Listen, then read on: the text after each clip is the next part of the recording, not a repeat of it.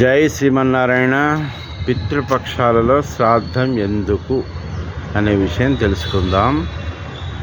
నువ్వులు, దర్భలు, మంత్రాల సహాయంతో శ్రద్ధతో పితృదేవతలకు పెట్టేదే శ్రాద్ధం.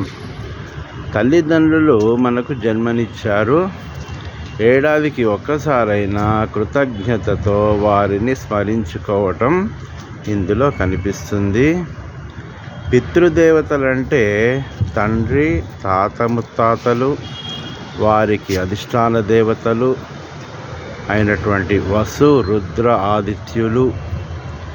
మనం నివసిస్తున్నది భూలోకం, ఆ పైన అంతరిక్షం, దానికి పైన పితృలోకం ఉంటుందని తైత్తరీయ బ్రాహ్మణం చెబుతోంది. ఆకాశం 3వ కక్ష ప్రద్యౌ అని, అది ప్రకాశంగా ఉంటుందని, అక్కడ పితృదేవతలు ఉంటారని అథర్వణ వేదం చెబుతోంది.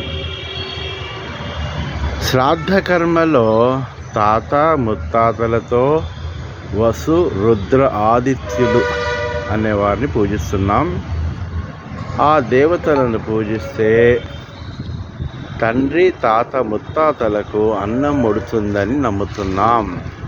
ఈ అన్నం సూక్ష్మ రూపంలో వారిని చేరుతుందని విశ్వాసం. జై శ్రీమన్నారాయణ. రాచకొండ రామాచార్యులు, పురోహితులు, జ్యోతిష్యులు, న్యాయవాది. జై శ్రీమన్నారాయణ.